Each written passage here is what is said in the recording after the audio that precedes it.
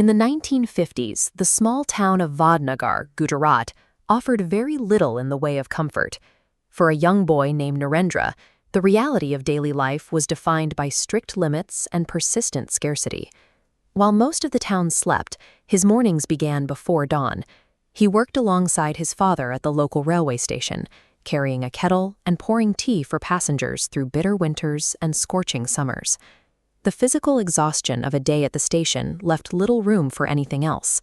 Yet he spent his remaining hours buried in books, driven by a quiet compulsion to learn what lay beyond the railway tracks. That perspective began to crystallize during the 1965 war. Watching trains packed with deployed soldiers pass through his station, he observed their faces as he handed them tea, and a distinct sense of national duty took root. Those early years of poverty solidified a specific worldview, that a life of consequence demands the total sacrifice of personal comfort for a larger objective.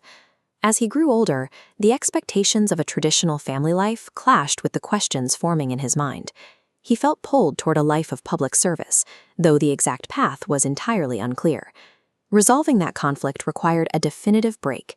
He made the difficult decision to leave his family, his home, and everything familiar, setting out to walk across India to understand its people firsthand. His travels eventually led him deep into the Himalayas. Surrounded by snow and silence, he spent long periods among sadhus and monks, completely isolated from modern society. He used this period of total seclusion to sharpen his internal resolve, preparing himself to navigate the complexities of the nation.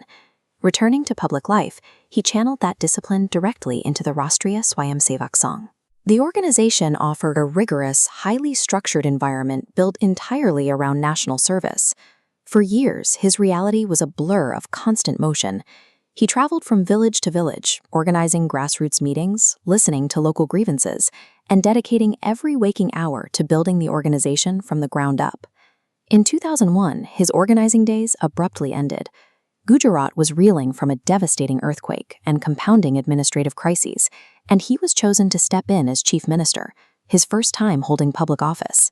Facing massive skepticism, he pivoted from a background operator to an executive decision-maker. He immediately prioritized rapid economic repair, driving aggressive timelines for new roads, industrial zones, and rural electrification.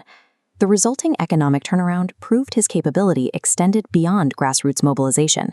He had taken his rigid personal discipline and successfully scaled it to govern an entire state.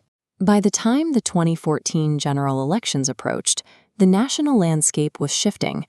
Millions of young voters were entering the electorate, expressing clear frustration with economic stagnation and looking for decisive action. He launched a national campaign of staggering scale.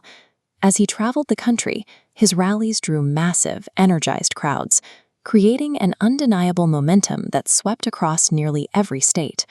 That momentum translated into a parliamentary majority. On May 26, 2014, the man who once sold tea on a train platform took the oath of office to lead the world's largest democracy. Inauguration Day shifted his solitary ambitions into a new, public arena, where every personal goal now collided with the immediate needs of over 1 billion citizens. He initiated a series of aggressive domestic programs designed to bypass bureaucratic delays and modernize the absolute baselines of daily life for ordinary citizens. This included a rapid push for digital integration. Through the UPI system, financial technology reached the grassroots, allowing millions of street vendors and small business owners to process instant digital payments. At the same time, the administration launched the Swachh Bharat mission. It aimed to solve complex public sanitation issues by treating cleanliness as a nationwide, community-driven movement. The focus on integration extended to long-standing constitutional boundaries.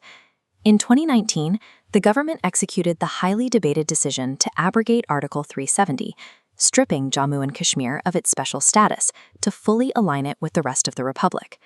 Together, these policies shared a single operational logic. They were designed to dismantle decades of infrastructural and administrative barriers, pulling a heavily fragmented population into a unified, modern system. That internal unification required an equally massive upgrade to physical infrastructure. The introduction of the domestically manufactured Vande Bharat Express signaled a shift toward high-speed, self-reliant engineering.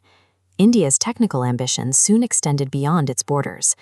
Inside this Mission Control Center in 2023, tracking data confirmed the successful landing of Chandrayaan 3 near the lunar South Pole, firmly establishing the country's independent capability in deep space exploration. While pushing the boundaries of modern science, there was an equal emphasis on cementing historical roots. The construction and inauguration of the Ram Mandir in Ayodhya resolved a centuries-old cultural dispute, fulfilling a central ideological promise. By balancing high-tech modernization with a resurgence of traditional identity, India redefined its geopolitical stance.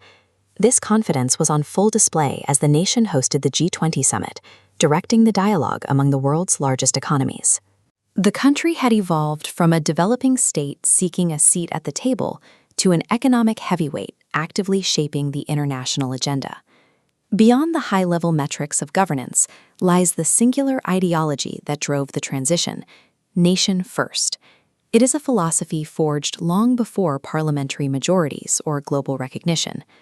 The blueprints for this massive modern state were drafted in the quiet, exhausting hours of a childhood defined by extreme hardship. The modern Indian state is a composite of millions of individual efforts, technicians, vendors, and voters, all moving in a direction first set by the unwavering intentions of a single ordinary boy.